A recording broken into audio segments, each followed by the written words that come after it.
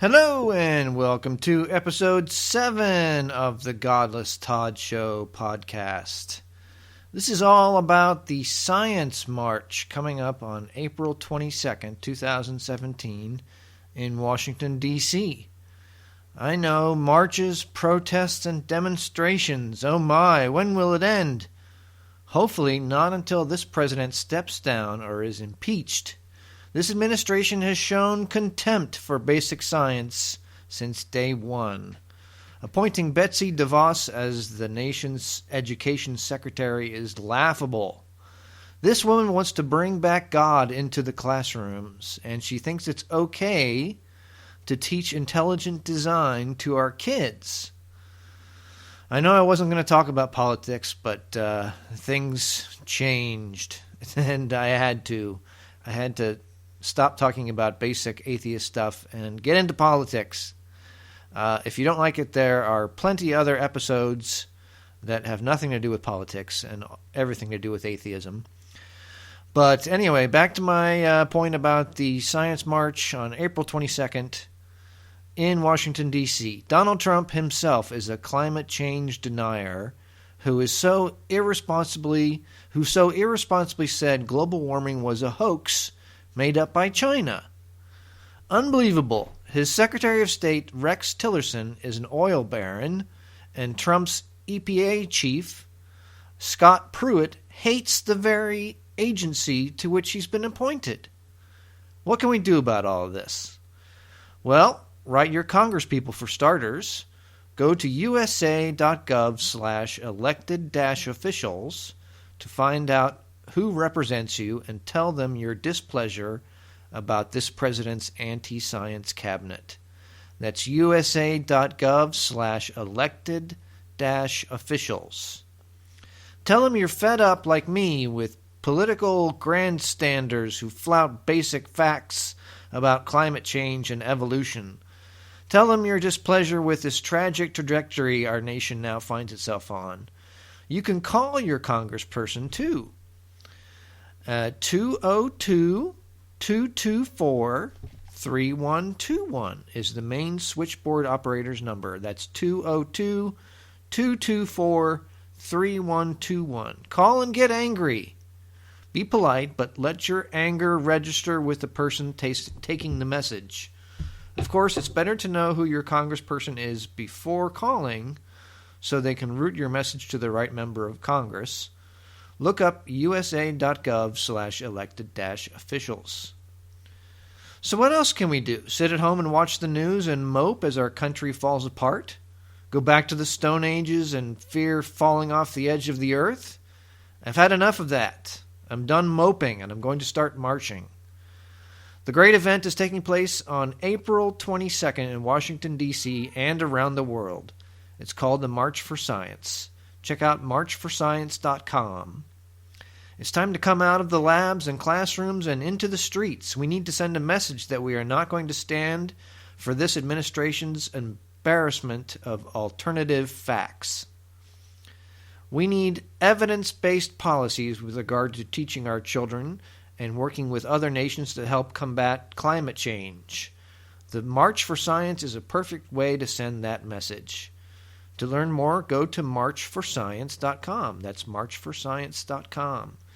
Even if you don't consider yourself to be a scientist, if you care at all about science-based education and science-based governmental policies, you should get out there and let your voice be heard for reason and real facts, not so-called alternative facts. Even if you can't make it to Washington, D.C., you should sign up for announcements at marchforscience.com to find out if there is a local science march going on in your city. No matter what issue you're concerned about, be it effects of climate change or the use of tax dollars to indoctrinate our kids with myths of creationism, you should get out there and be vocal. The Women's March on Washington and around the world was a huge success. We can build on this momentum and keep the fire burning under our elected officials' feet. Now is not the time to sit back and watch helplessly as the policies of one of the most dangerous presidents wreak havoc on our nation's institutions. Come out, be a part of history. I think I'm going to go by train Friday the 21st sleep on the train overnight, spend all day Saturday, my birthday, at the March for Science, and then turn around and hop back on another train and be home by Sunday morning. Not only does this march fall on my birthday, but it also happens to take place on Earth Day. How fitting is that? This sends a clear message to government that evidence-based policies are vitally important to the health of the Earth and its inhabitants.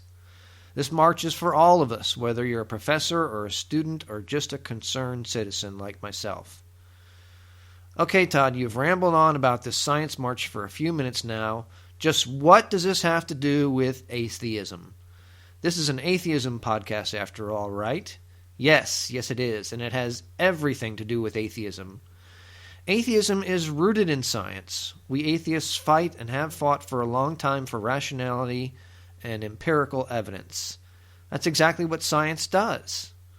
When Galileo said the Earth was not, in fact, the center of the universe, it was Christian ideologues that silenced him.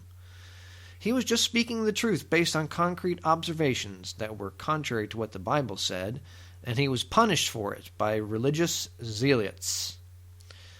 There are too many religious zealots in government right now. This isn't the 17th century anymore. It's the bloody 21st century now. And the people who are now in charge of this country are of one of the most powerful countries on earth need to be sent a message that facts are facts, whether you believe in them or not. Atheists have realized a long time ago that there is no sky daddy watching over us. We need to take care of this planet ourselves. It's the only one we've got. There's no heaven or hell to look forward to after we die. I've said this before. Life is not a test. There is no judgment day. There's no God to save us from ourselves. We have to use the tools we have at hand. And those tools are observation, measurement, and experiment, and hypothesis. The scientific method. Some people might be getting tired of all this protesting. I say don't give up. Keep the pressure against this administration. The Women's March on January 21st, womensmarch.com, was a huge success. We need to keep up the momentum. The people of the world need to know that not all Americans were stupid enough to vote for Trump, and that we are deeply concerned and frightened about the way this president dismisses basic facts. Global warming is not a hoax. The ocean levels are rising. The globe is warming.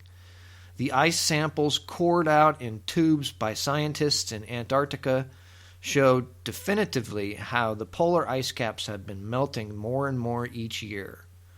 2016 was the hottest summer on record since records have been kept. 5 of the last hottest summers on record have occurred in the 21st century. Look it up. NOAA.gov/climate. That's NOAA.gov/climate. Before they take it down, that is. And don't get me started on intelligent design. The proposition that this Earth was designed by a creator has been debunked numerous times and does not deserve any more discussion. There is no creator, and the Earth is not flat. Well, how did we get here, Todd? Answer me that. How was the world created? Well, I don't know, honestly, but we are coming closer and closer to finding out the answers by using our heads and the scientific method. You just can't insert God into the I don't knows. Science strives for facts, not fairy tales.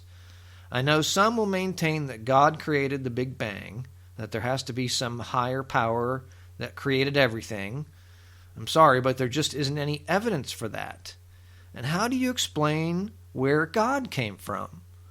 What created God? There would have to be an even more omnipotent and more powerful creator to create God. And what would have created that creator? And so on. This intelligent design vision is a perfect world created by something doesn't mesh with observations by scientists.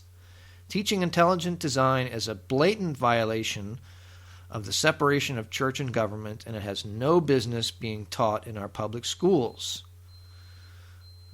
Coffee's done. These are trying times.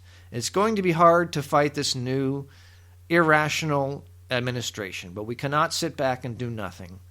Go to the march on April 22nd, or at the very least, get in touch with your representatives and senators in Congress. Do something, anything. Do nothing, and this fact-flouting regime wins, and the world will become a more dangerous place than it already is. Join me, won't you? To get in touch with me, please shoot me an email at godlesstodd1@gmail.com and check out more episodes at godlesstodd.net. Cheers! I'll be back.